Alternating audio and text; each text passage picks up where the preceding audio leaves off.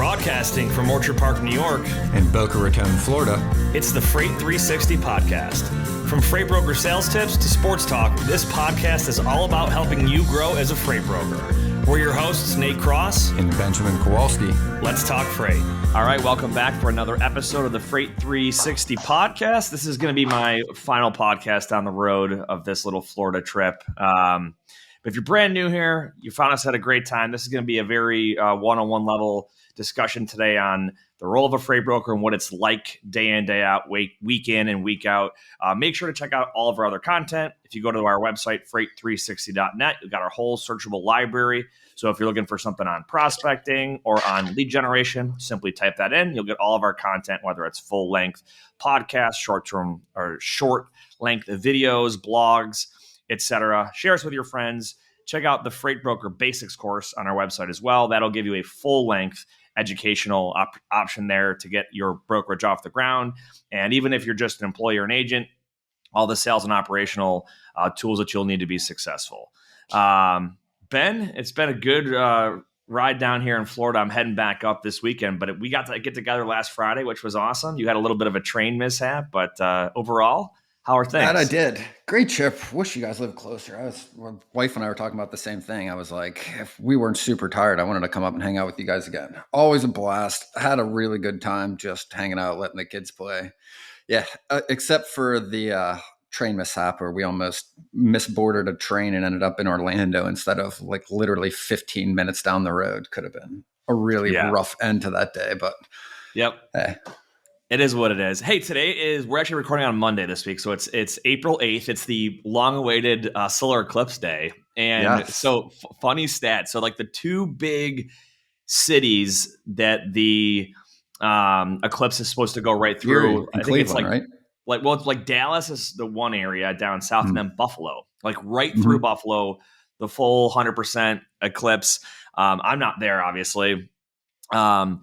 But it's a cloudy forecast for today. So it's like, dude, the amount of stuff online was hilarious. People are running like, forward lateral, no goal, 13 seconds, cloudy eclipse. Like all of like the treacherous things that Buffalonians have to deal with. So for all my friends up north right now in Buffalo, I hope you got a good, hope the sun peeked out before it went in hiding for a few minutes and you got to actually see it. But who knows? We'll see how that goes. I think you and I are supposed to actually get like a 50% view of it today. I looked it up because they were talking about it on the radio this morning. I was listening to Pittsburgh and they said there's like I think they're expecting 500,000 people in Erie, PA is what they were talking about. Like Who knows if that's what it is, but you're right. Like it goes, they were saying closest to Pittsburgh anyway, were Cleveland and Erie because it's almost at 100 through their path. And to your point, like Buffalo probably is the 100.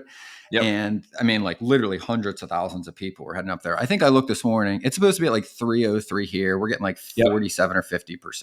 And I'm like, The crazier thing though was this happened last in 2017, but I didn't know it won't happen again until like 2045. So it won't be like another 20 years before this happens again. So big cool. Money maker for all the people selling those Eclipse glasses, those little shades you put on. Sold out everywhere.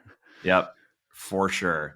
Little sports. I know we recorded early last week as well, so the Stephon Diggs trade had not come to light by the time we had that episode out. So if you didn't see it, which most people probably have, it was a big blockbuster trade.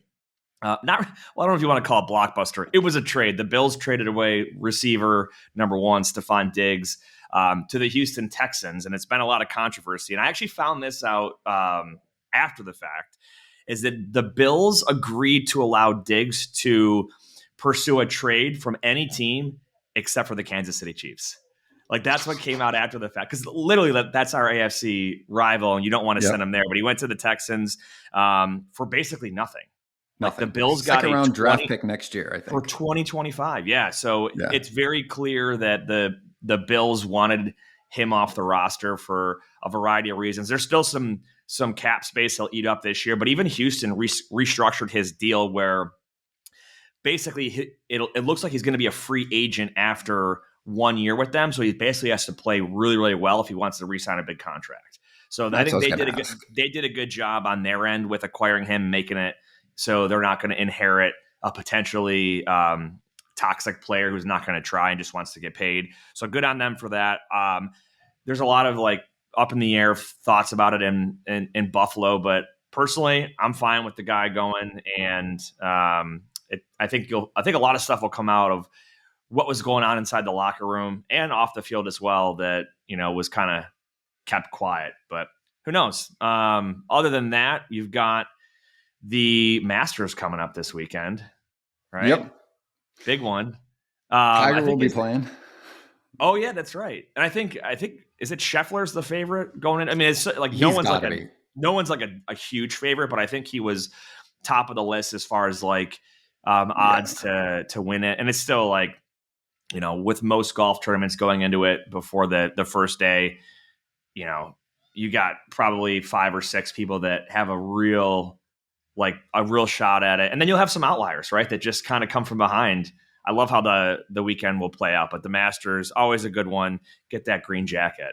Do you know what I was going to say about just one point on that, right? Like, I think Scottie Scheffler did win last year. I feel like you're right. I'm not 100% positive, but that did sound familiar. And we always joked that like, I didn't like Brooks Koepka, it's just kind of like, no, it looks like John Rahm won last year. Koepka came in second.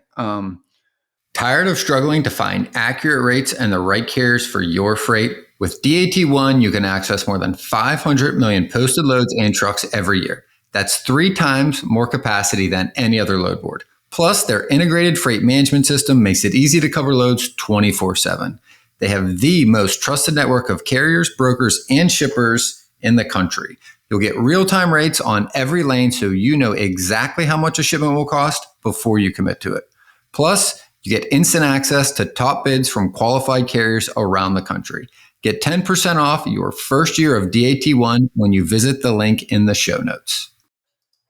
Anyway, I just really like Scottie Scheffler. Like, he's like a really like just down home, good human being. Like, fun to watch. Yeah. And not only is he clutch, but like, I forget what the comment was, but like when he won the Masters, like his Masters dinner was his favorite dinner that his grandma made, was the Masters dinner. Like, it was like kind of like this adorable story. And it's just like, some guys have to be angry and they have to like be mean in order to win. I think kind of like Brooks has that kind of mentality where he has to like create enemies to be able to overcome to win.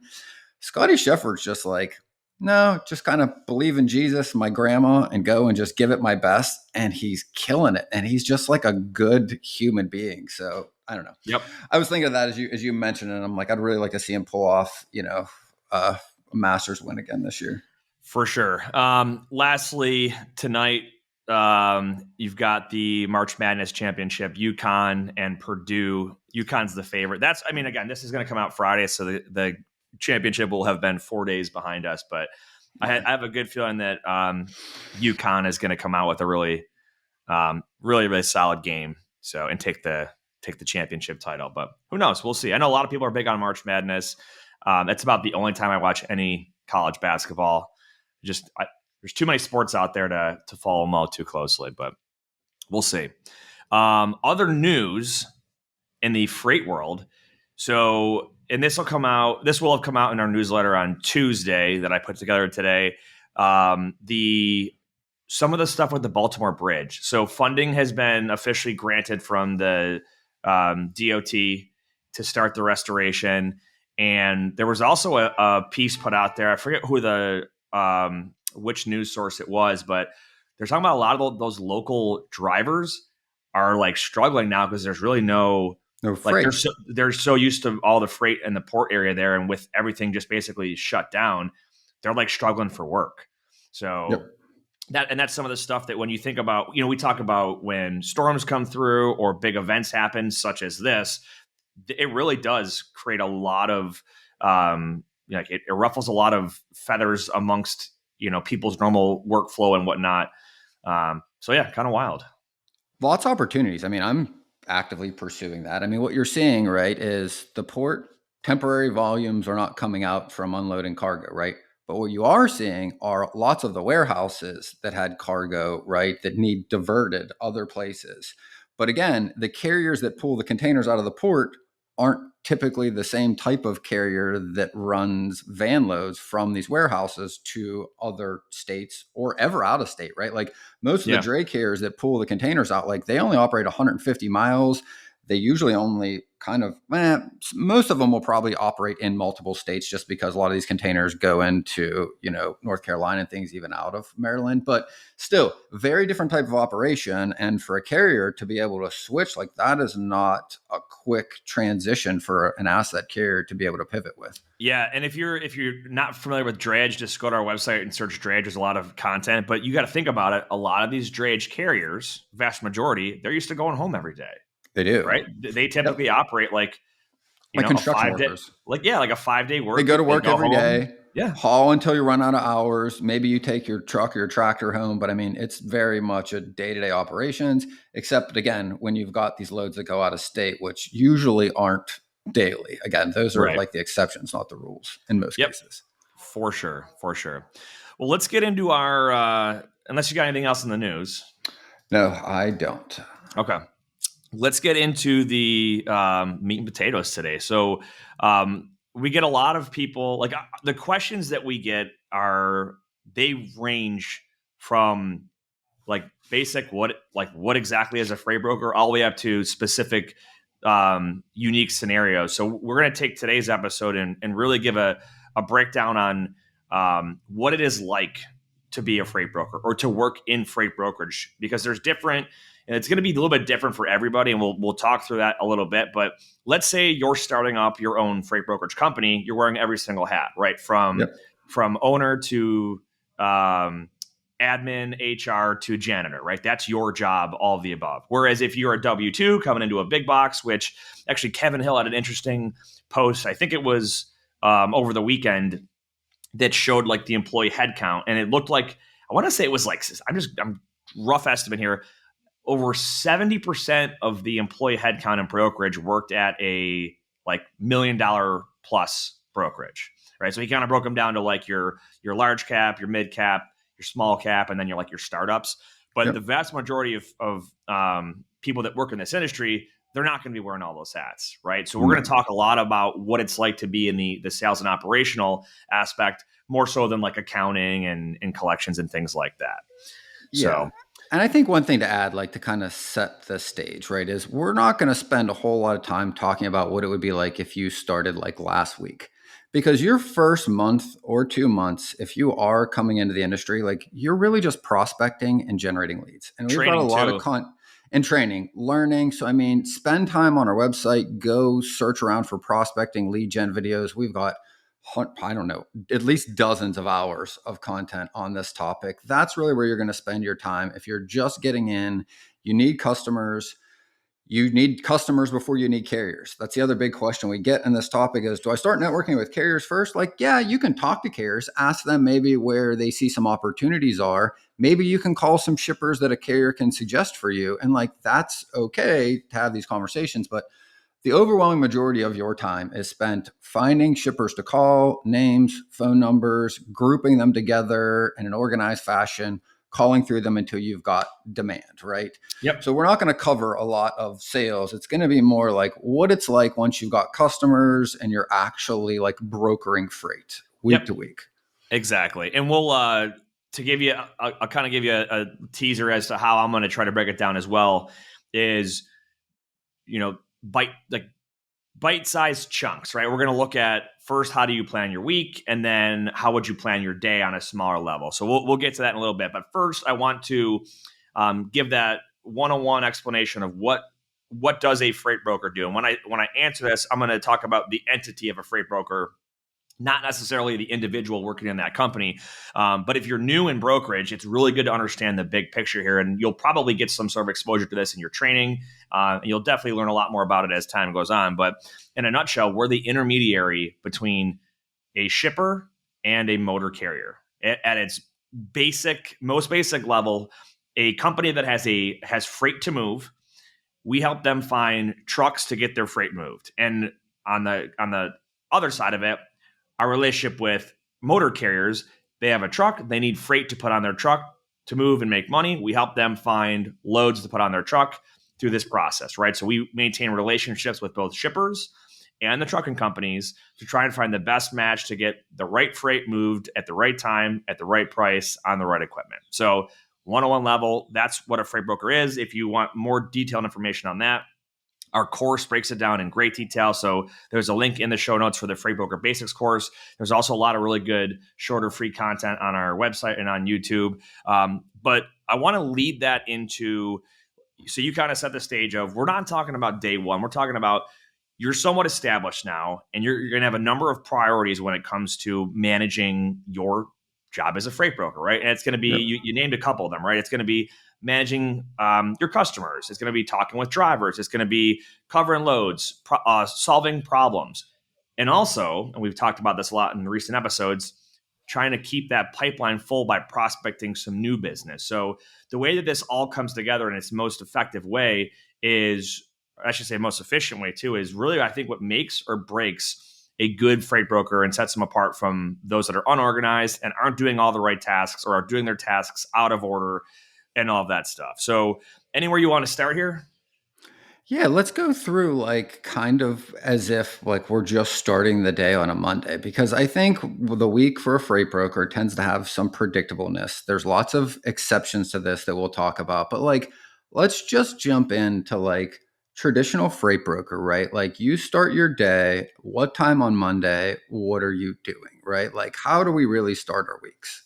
Yeah, so on that point, depending on where you live is also going to matter here. Yes. Obviously, we've got 4 main time zones in the U.S. in the continental U.S. or contiguous U.S. Right, all the way from L.A. on the West Coast to New York on the East Coast. So depending on where you live and work, and also where your customers are That's the located. important piece. I Yep, wanted to cover this, right? Like we get this question a lot too, and it's worth pointing out that like it matters far less where you live and it matters far more where your customers are depending on when you should be at work, right? So again, agreed. I'm on the East Coast and I have agents on the West Coast, right? And when I work with them, right, like I am not working East Coast hours. I am working West Coast hours because that's when the shipper needs me there, right? If I'm working with East Coast shippers, I'm primarily working East Coast time frame. If I'm working both, right, then you really have to set expectations with your customers as to when you're available, when you won't, and how they can reach you in both scenarios. Yep, Because the whole value proposition, to your point, just very simply as a freight broker, is I reach out to a lot of shippers to help them with problems that are usually unpredictable, last minute in nature, or things they didn't expect.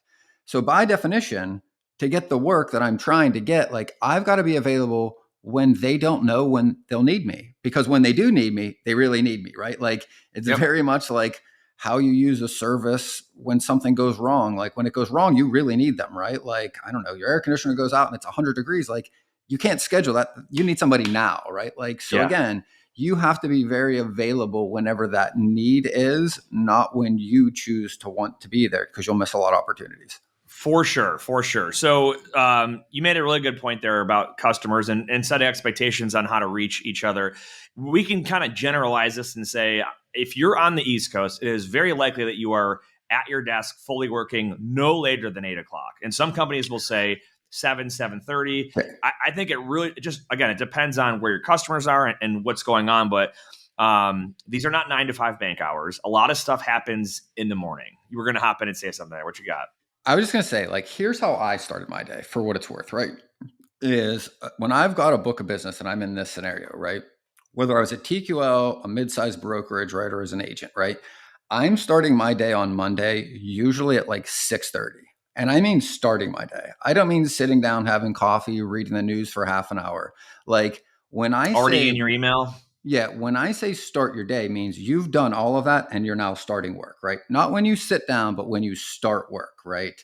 Now, here's why. One of the main reasons why I would start early on Mondays, well, every day, but particularly Mondays, right? 6:30 is if you've got loads moving 7 days a week, the most likely time for things to have gone wrong is the 2 days you weren't literally at your desk all day. Now, maybe you're still looking at emails, you're still looking at your trucks and you're tracking them, or someone on your team is, and that should be happening. But inevitably, like most freight brokers, first thing Monday have to one, get their arms around where everybody is supposed to be, Did their carriers make the deliveries on the weekend they were supposed to? Did they get held up? Was there an issue you're finding out about? Because again, most of our industry operates 7 days a week, 24/7, but information doesn't always get received and given on that schedule. So Monday, it's very common for you to find out about a lot of issues that may have happened with a carrier. And you want to know those first off. The reason you start at 6:30 or long before your customer gets in the office is the worst thing you can do is find out from your customer that your trucks didn't do what you paid them to do. Like that's what you got hired to do. Get a truck to be there. So if your truck's supposed to pick up at 8 in the morning and your shipper opens at 8, you better know an hour before that if that truck is still going to be there so you can get information to your customer to prepare to their load dock. This guy won't be there. This guy will be there. He's on time. He's this far out, right? Like that's how you prevent the issues that eat up most of your time as well. So that extra hour before your day starts or hour and a half before your customer's in, you can sometimes avoid like 2 or 3 hours of a problem you've got to fix between 9 and 10 or 11 just by getting ahead of this. Yeah, no, you're exactly right. I remember, and the reason I say 8 o'clock is, like I said before, a lot of the employees that work, a lot of the headcount at these companies, you're going to have set office hours.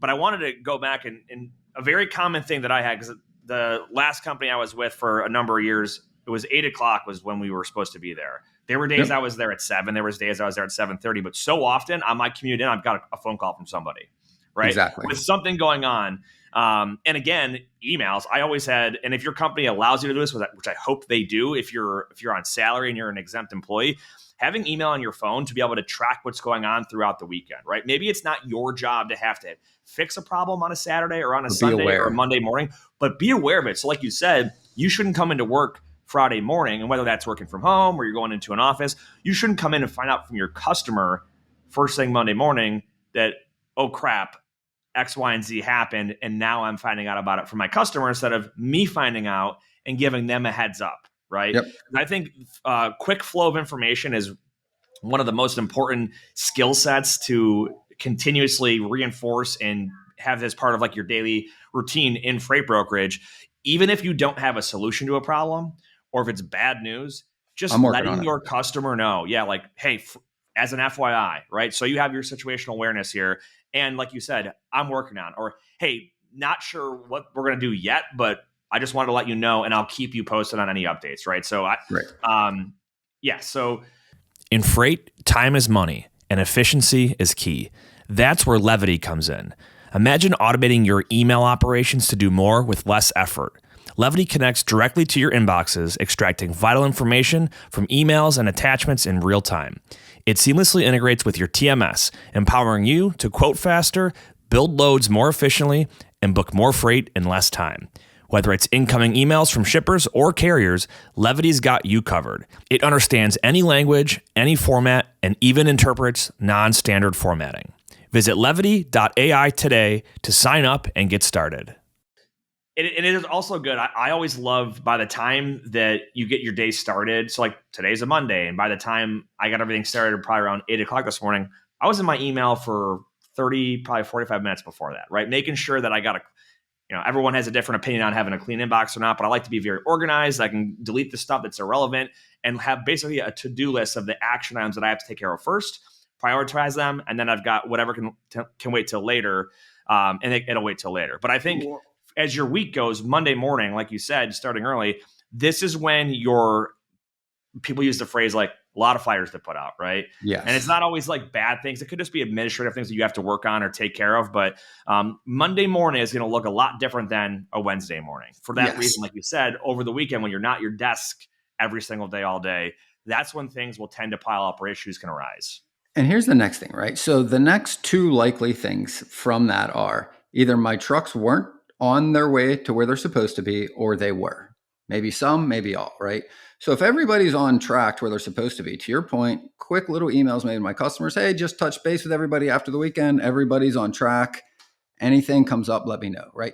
Again, this is what we talked about in the last episode. Like, this is my credibility. This is my resume. By being ahead of those and them seeing that email when they get into the office, they know that they can feel warm and comfortable about the fact that those loads with me are at least well within, my oversight. I know where they are. I'm aware. So it sets a tone and it makes them feel a certain way about you, They're which is being taken positive. care of. Right. Yeah. Now, second thing, if there's a truck that isn't, right, and let's say you get a notification, and this happens, right? Maybe the truck was supposed to be, they go to start, cold weather came through and the truck didn't start, and they literally can't make it to your pickup Monday, right? Well, now it's 7 a.m. I'm aware this truck's supposed to be there in an hour, hour and a half, right? The next advantage I have is I can get that load posted up when most brokers aren't in the office yet, which means I have a higher likelihood to get a truck before I've got to compete with the whole market. So I now also have an advantage to being able to secure the option that fixes the problem I just found out about long before everyone else is there. And especially if my load picks up early, those trucks are going to want that load early because it loads early, gets their wheels turning early. Like there's a lot of things that line up when you start early that help solve these problems for Monday, right? So let's say, again, second step was truck wasn't picking up. I posted that's load for a recover. I find a couple other trucks.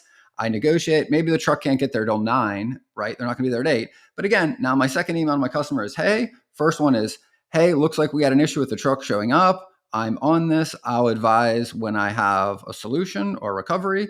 They might get the second email before they even show up that says, hey, new truck, here's the tractor number, here's the trailer number. They'll be there at 8:45. There was a mechanical issue with the first. Now I've solved the problem that I told them about before they even found out about the problem, right? And again, Yep. all goes to show my credibility, my ability to solve problems and do it without them needing to be involved. All those things are big wins. Plus, it saves me a shitload of the rest of my morning that doesn't get spent fighting everybody else for the best truck to pick up early that day. Yeah, so I want to zoom out a little bit. We talked about Monday morning, and I think Monday mornings are going to typically be the most rigorous when it comes to putting out fires and having to juggle things around. Yep. But every morning tends to be, and I shouldn't say every morning, but morning is probably the most likely time when you're going to have some sort of fire to put out because you would have had that, 12 or 16 hours since the last time that you were fully engaged at your desk. So it leaves opportunity for things to go wrong or that need your attention. Again, if you've got email on your phone or you've got some phone calls, you might be aware of it, but the action items will typically take place in the morning. And here's an example of those, right? So if you think about it, right, like you book a truck to pick up whatever morning it is, say it's Thursday morning in your example, right, at 9 a.m. Well, that truck is usually not sitting by your receiver or your shipper when you negotiated with them yesterday, right? Like they had to deliver a load, get empty, and then travel to your place. So like work and things are happening just when you're not at the office. So, an example is, hey, the next morning, this truck is going to be 2 hours late. And it's not the truck's fault. The receiver, for whatever reason, staff called off. They couldn't get him unloaded quick enough. So he sends you an email at 9 o'clock and goes, hey, we didn't get unloaded till really late. I'm going to be late tomorrow because of my reset, right? So again, these are the things that happen when you're not in the office that you've got to be aware of first thing so that you can get ahead of them, right? Not finding out from your customer at 9:30, truck's not there. And now you're calling the truck. And then the truck tells you the thing that happened yesterday. And now you're like, okay, Yep. You're caught like flat footed, if you will. Like, I don't know, what do I do now? Like, I'm finding out about this and everything's just a shit show, right? Like, things are blowing up, customers screaming at me, drivers tell me it's not his fault. Like, it's much harder to do your job when you're stressed for anybody in any job, For right? sure. So if you can get ahead of those, you will also have more energy to do things, right? And more time. So that's putting out fires in a nutshell. It's probably a good chapter title for that discussion there. Now, everything's taken care of. What comes next in our day? And it's going to, the most days of the week, it's going to tend to look pretty similar as far as making sure that our existing freight, and you mentioned, loads picking up. It could also be loads getting delivered, like you just alluded to. The truck could have had issues along the way. It could have been weather. It could have been, fill in the blank on the issue. But let's say we have all that figured out. Now we've got to look at what's our next order of business. And it's going to typically look like, what loads do my customers have that need attention right now, right? Because there's going to be loads that need attention today or this afternoon versus I've got 2 days to find a truck. So let's talk through that a little bit. So the first thing is organization, right? And again, just a side note is that you should be writing down. I use OneNote, but you should have some digital note-taking thing where every day, like I have my customers that I work with and I write what we're talking about because you need to know what happened yesterday and what's changing between yesterday and today. So having that written, one, makes you better at it. You forget less and you can see it, but also allows you to go back and review these later, right? So I have the notes from every conversation I have with my customer. So to your point, if it's Monday morning, I talked to them Friday afternoon before I left the office and said, hey, what are you guys expecting over the weekend? Are you expecting any hiccups going into money? Anything you need me to be aware of? Okay, nothing. All things considered. Monday morning, to your point, now I'm calling them back. Hey, Jimmy, again, we talk about this in sales a lot. How was your weekend? How did things go? I am not going to jump right into the business at hand. I am going to first, one, talk to them the same way I would if I showed up at work next to a buddy. I would say as a caveat, unless you're aware of a pressing issue that's ongoing, Correct. But we'll say, all that aside, yeah, right? This is part of that building relationship thing that we talked about last week's episode. I want them to know, right? Like that it's like going to work with me every day. I want that feeling as close as it can be as if I was literally showing up and sitting next to them at work, right? So those are my conversational topics. Like just like you would talk to somebody else, hey, how's it going? What's going on for the day? How did things go over the weekend? Expecting any changes today? Anything you need me to be aware of or on top of, right? Now, again, proactive. It shows that I care. I'm always going to summarize what they said Friday, the notes, right? Hey, when we talked Friday, you had 3 or 4 loads going out this today. You said you probably didn't need any help with any of them. Any of that changed? Nope, still got the same. All right, well, hey, if you got any new orders that come in today that you might need to get out last minute, or maybe you get a truck fallout or whatever, our team's here, let us know, right? Just setting the tone. Now, if you do a lot of spot work, right? Like I've worked with brokers that would have 15 customers. And this is what they do every morning, call all 15 and have the same conversation because those types of customers, their loads change every day. And some of them know about their loads the day of that need to be shipped out that day or the next day.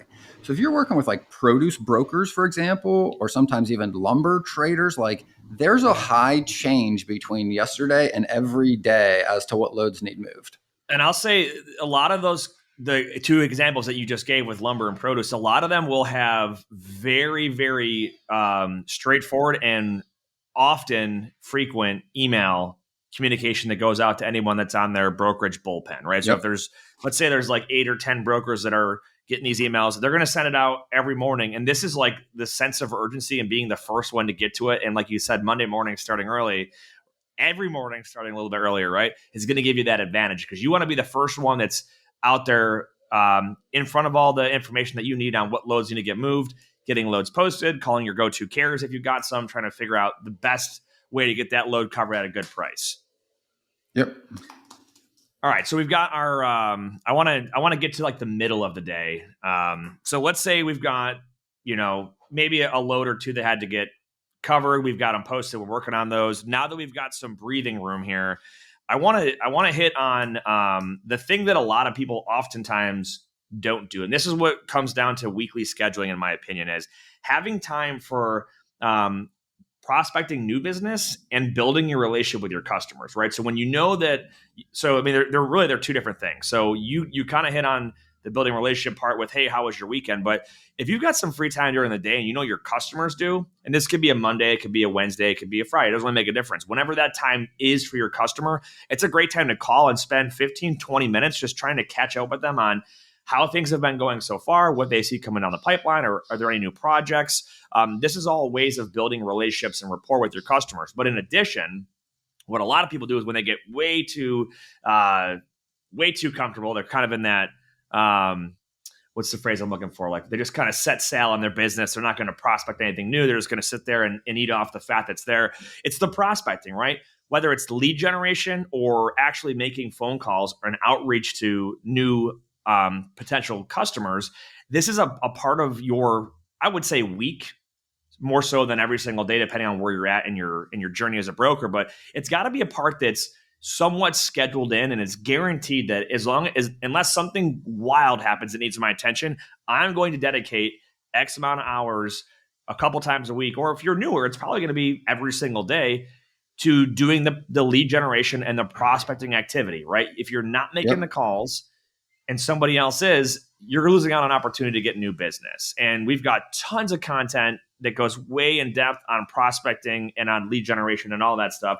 but it's got to be a part of your day. And again, the more business you're taking care of for your customers, that's going to be priority number one. Whereas prospecting will fall into, probably priority number two, but it's still extremely important because if you don't do that, you'll never have a backfill on your business. Yes. So the thing that I want to point out is that, again, this is the way I do it. This is the way I was taught. And this is why I think you should do it this way, is that your time in the middle of the day when your customers are actually available to be called, right? Call it 8 to 5, maybe it's 7:30 to 5, maybe it's 9 to 5 in some, maybe it's 8 to 6, whatever, right? Whatever that number is from when they open to when they close, right? For you to actually talk to somebody to do business with them, it's a finite window, right? Like whatever that number is, it stays the same every day and you can't get more of it, right? Now, the second thing about being a freight broker, as we just talked about, is like putting out fires and the unpredictable nature of that, right? You won't know how long those will take you. And some days they'll take you more, some they will take you less, right? But by nature, they will come up and they will interrupt your day and you will have to go do those things, right? So when you've got servicing your customers, some ways is you try to make it predictable, but by nature, it will eat up your day as their needs come up. They call you, I need help with this. You're going to stop what you're doing to help with that, right? So if you really want to make progress, and I mean, you really want to succeed at this, to me, this is where this starts. Is you make a decision, right? And that decision is like, how much time are you going to spend to be successful with this? And this is what I did this year. You and I talked about this. Like before I got back into like real prospecting to build this and build a team, the first thing I did was I need more time. And to me, it's to do the lead gen. So like I'll start my day sometimes at 6 to get my lead gen done, organize my leads, go through my notes, because again, I can do that in my office. I don't need anyone to be around. And it's usually faster because no one's interrupting me. I can get that far done more effectively and efficiently outside of office hours is the first thing. The second thing is it's not eating up time in the middle of my day, which I can't add to of when I can actually call people. So I think you should be doing this in the morning. I think you should be doing it after you would typically leave. So if your day is going to end at 5, like we would always stay like an hour and a half after to generate leads so that we could get the call time the next day, the actual face time, if you will, of reaching out to people. Blue Book Services is the resource you need if you're transporting fresh produce or lumber. Their online databases contain thousands of companies throughout the produce and lumber industry supply chains. You can easily search their databases to generate new sales leads. Blue Book's credit ratings help you avoid companies with high credit risk, and their team can help resolve disputed loads. To learn more, go to producebluebook.com or lumberbluebook.com and click join today. So in my opinion, like your lead gen should be done if you can outside of normal work hours or at a time like you're not doing anything else at worst.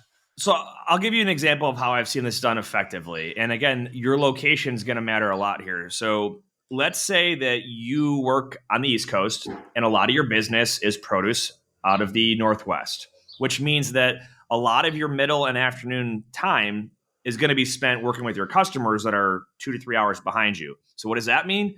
Well, you probably have a chunk of time in the morning that's going to be freed up to do lead gen then, or you can do it in the evening. Let's say you're in the middle of the country or further west, and a lot of your business is on the East Coast.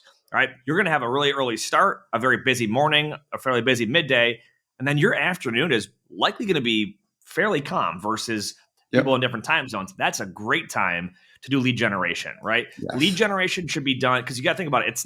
It doesn't matter when you do it. It just matters that you do it, right? So if that free time is at 8 o'clock at night, or if it's on a Saturday, or if it's on a morning at 7 a.m., figure out when that time is, because that's really one of the only flexible things that you can move around in your schedule. Exactly. It can get done whenever it gets done, as long as it does get done. Whereas prospecting calls, those people have to be in their office or available to talk, right? You cannot control that. Whereas the internet works 24/7, right? You can go generate those leads, compile your list, group them into whatever kind of categories you want to say, hey, I'm going to call these 20 tomorrow. I'm going to call these 40 on Thursday, or whatever that looks like. But absolutely. And we've talked a lot how lead gen and prospecting are two separate activities. A lot of content on that. But yeah, absolutely. Plug that one in wherever it makes sense. I want to one thing, and then I want to like circle back a little bit to what is sometimes priority 2 or 3, right? Depending on your day. And we'll talk a little bit about like covering loads, but prospecting, right? Like the time matters, to your point. Like you should block out time to what you're going to do. but you absolutely need to count your calls that you're making every day, the number of outbound calls and the number of people that have answered. Whether it's just hash marks on a piece of paper, right? Just drawing a line every time you call. We've talked about a strategy where you could put a roll of 50 quarters on your desk, and every time you make a call, toss one in one bucket. If someone answers, toss it in another bucket, right? Whatever you want to do to keep track of that, or paper clips or whatever, right? Because that's the number you want to improve on every day, right? If you're learning how to ride a bike, you want to see how many times you can pedal without falling off. It's the same thing, right? Like chances tried, shots made, right? Because every day you want to get more effective at calling more people, right? In a shorter amount of time, whenever you have it, right? And getting better at that. And the thing that usually speeds it up is the organization of the groups of leads. The more organized and the more group they are together, the quicker you'll be able to go through them, right? So one definitely leads into the other. I want to add in here too. I think it's really cool that you brought up the tracking part of it, because think about any success, like any major sports. Measure what matters.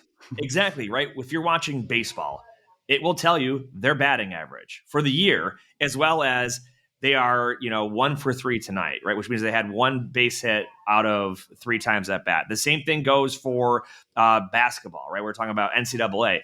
If a team goes and shoots a 3, right, it's going to tell you, oh, they've made, 7 out of 18 attempts tonight on 3-point shots.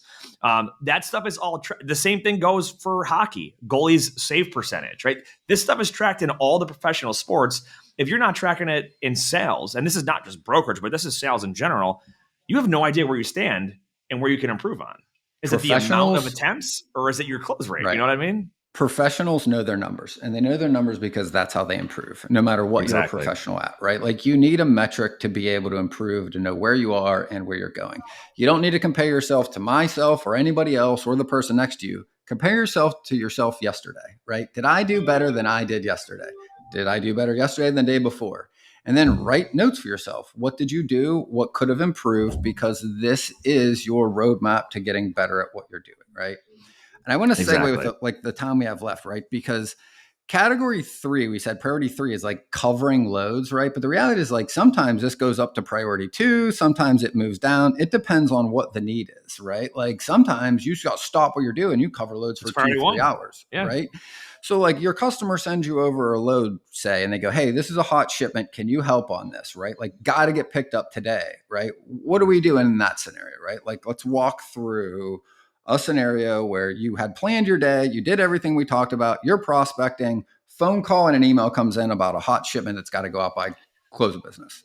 So I think it's going to depend, right? And this is where like a flow chart might come into play if you're brand new to figure out what do I do next, right? So if there's no other hot ticket item, well, you're going to stop everything else and you're going to work on this. The caveat to that is, what if you have another customer who has the same issue?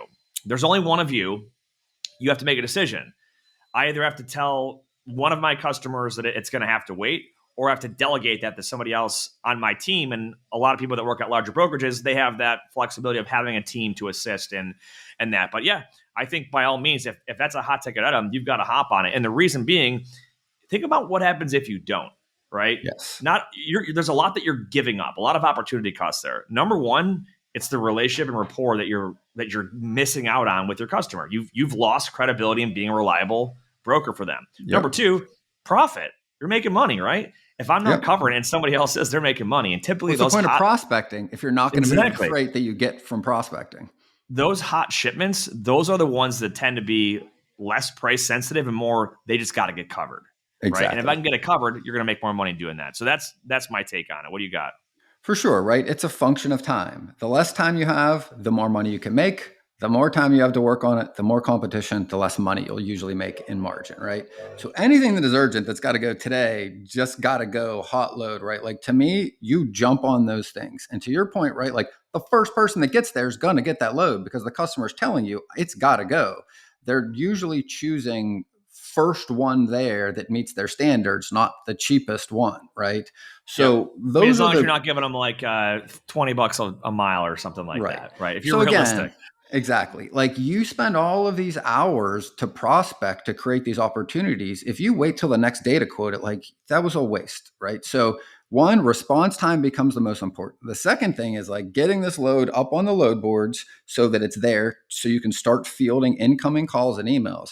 The second thing I'm doing is being proactive, going to posted trucks on a load board like DAT. Or the first thing I'm really going to do is go to my TMS and see if this is a lane I've already run. Because if I've got a carrier that has done this lane for me that I've worked with, right, like that's the fastest option with usually like the fairest rate to getting a truck that I've worked with and I have experience with, like, and that's usually quicker. So I'm going to go to my TMS or I'm going to go to my carrier sheets to see who's done this for me in the past. Those are my first phone calls while I'm fielding incoming calls from load post to truck stop or DAT and the emails that come from this, right? And once I've exhausted every phone call I can make to every carrier I've ever worked with, it seems like it could be a fit. Now it's posted trucks that are looking for freight similar to this. I'm calling them and I'm trying to negotiate a rate and a pickup time.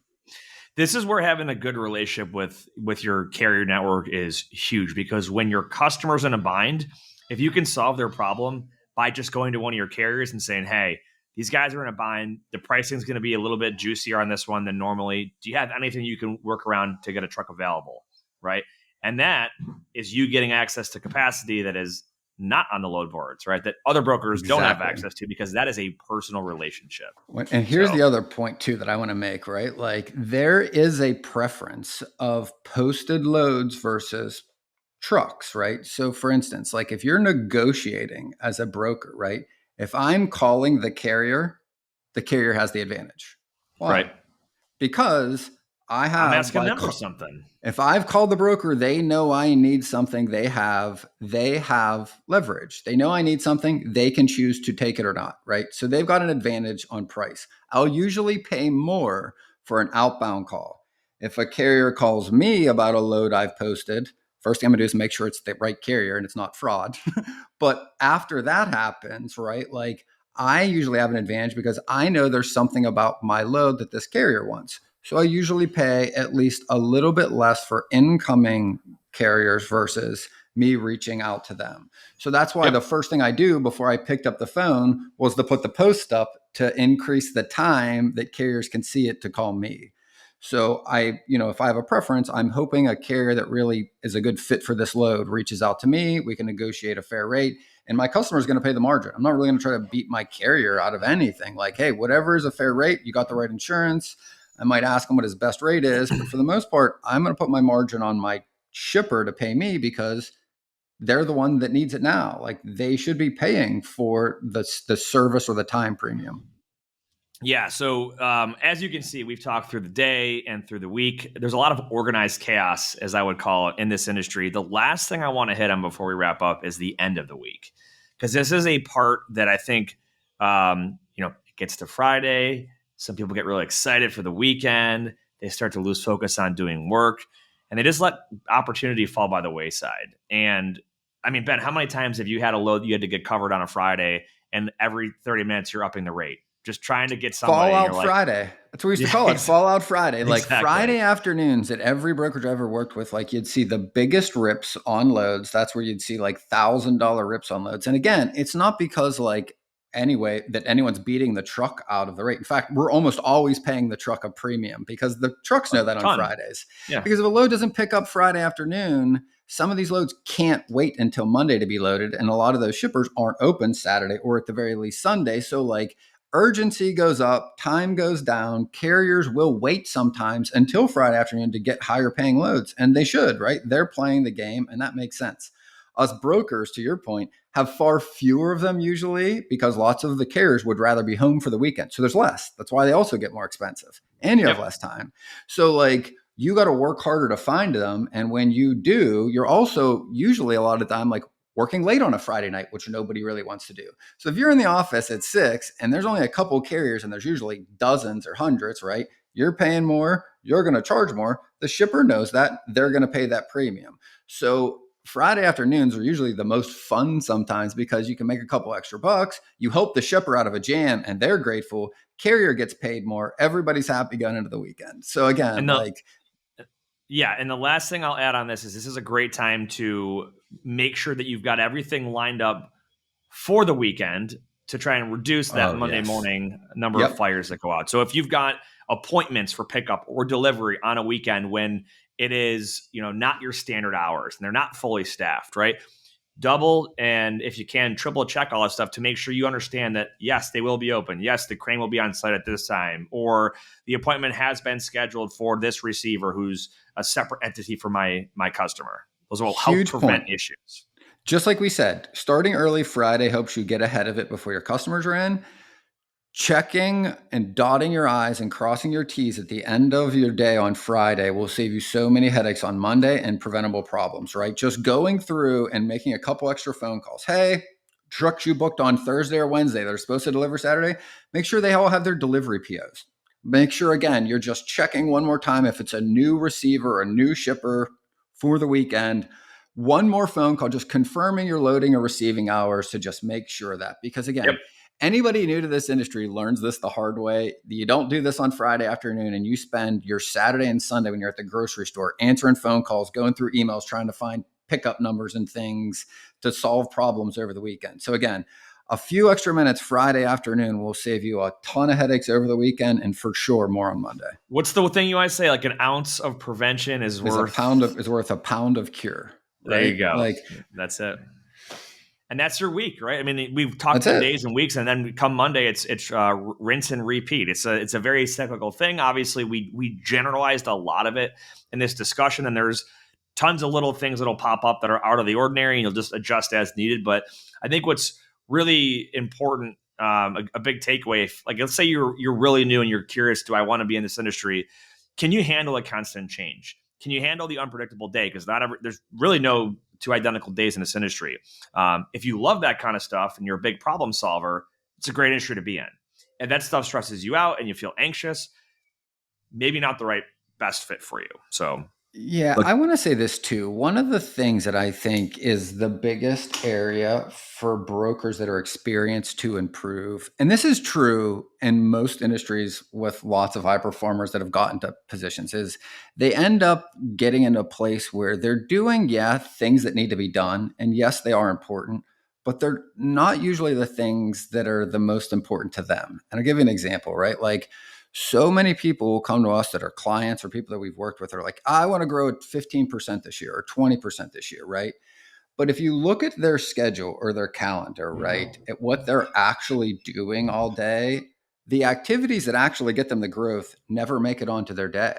Like they're doing lots of things, doing calls, doing reviews, doing this, researching this, but they never make the time to prospect. They never make the time to make sure what their lead funnels are doing, what their conversion rates are, right? Like there's only one real activity that growth comes from in our industry. It's reaching out to customers. Phone calls and emails together, mostly phone calls are what build relationships.